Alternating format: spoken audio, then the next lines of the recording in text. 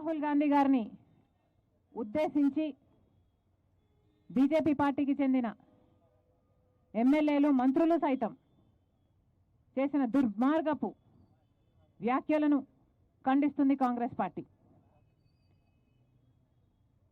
రాహుల్ గాంధీ గారు ఈరోజు leader of opposition.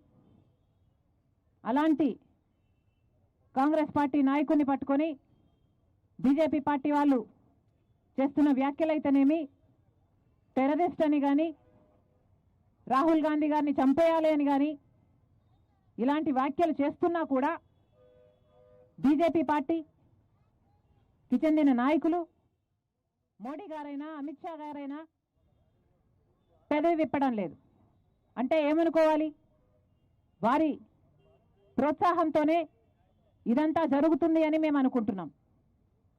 BJP party నాయకులు సమాధానం చెప్పాలి.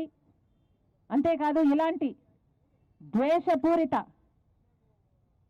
మాటలు మాట్లాడుతున్న వారిపై కఠిన చర్యలు తప్పనిసరి. కాబట్టి కోర్టు కూడా ఇది సుమోటో కింద తీసుకొని వారి మీద కఠిన చర్యలు తీసుకోవాలని కాంగ్రెస్ పార్టీ డిమాండ్ చేస్తుంది. అసలు ఏది తీవ్రవాదం అని అడుగుతున్నాం, ఎవరు తీవ్రవాదులు అని అడుగుతున్నాం.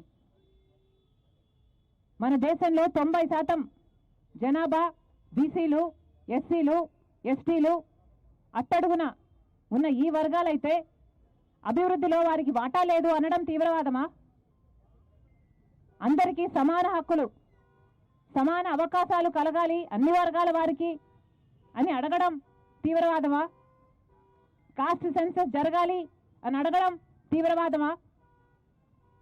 కేవలం 10% మంది చేతుల్లో దేశానికి సంబంధించిన టాప్ 200 కంపెనీలు, వ్యాపారాలు ఉన్నాయని దేశ ప్రజలలో అవగాహన పెంచడం తీవ్రవాదమా? ఏది తీవ్రవాదమో బీజేపీ పార్టీ సమాధానం చెప్పాలి.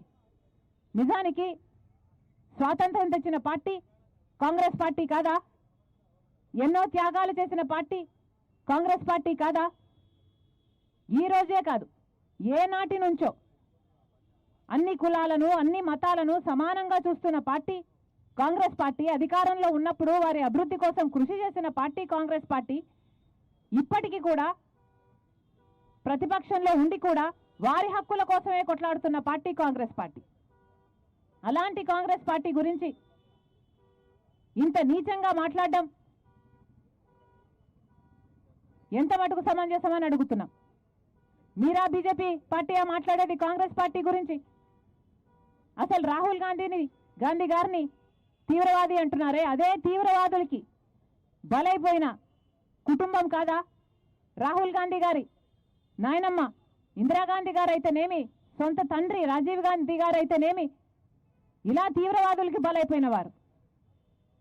అన్ని త్యాగాలు చేసిన ఆ కుటుంబానికి చెందిన రాహుల్ గాంధీ గారిని ఈరోజు తీవ్రవాది అంటున్నారు.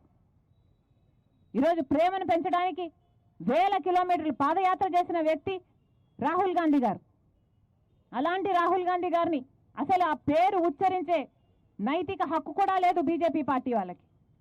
అసలు బీజేపీ పార్టీ అంటేనే మతం పేరుతో చిచ్చు పెట్టే పార్టీ. మతం పేరుతో చిచ్చు పెట్టాలి, ఆ మంటలో వీళ్ళు చలి కాచుకోవాలి. అదే బీజేపీ పార్టీకి తెలిసిన రాజకీయం.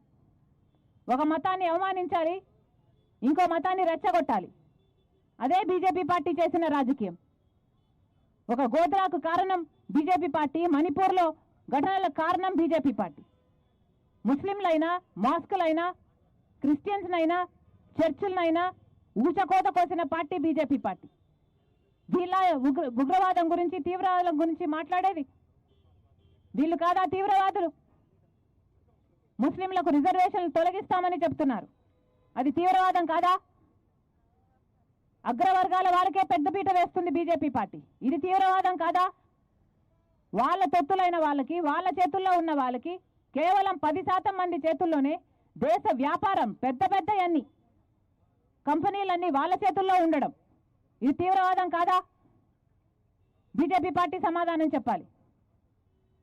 అసలు బీజేపీ పార్టీ ఏ రోజు అట్టడుగున ఉన్న వర్గాల కోసం కొట్లాడింది? కాబట్టి ఈరోజు బీజేపీ పార్టీకి చెందిన ముఖ్యమంత్రుల్లో ఎంతమంది ఎంతమంది అట్టడుగున ఉన్న వర్గాలకు చెందిన వారు ఉన్నారు. కేంద్ర ప్రభుత్వంలో పెద్ద పెద్ద పోస్టులలో ఉన్న వాళ్ళు ఎస్సీలు ఎస్టీలు ఎంతమంది ఉన్నారు.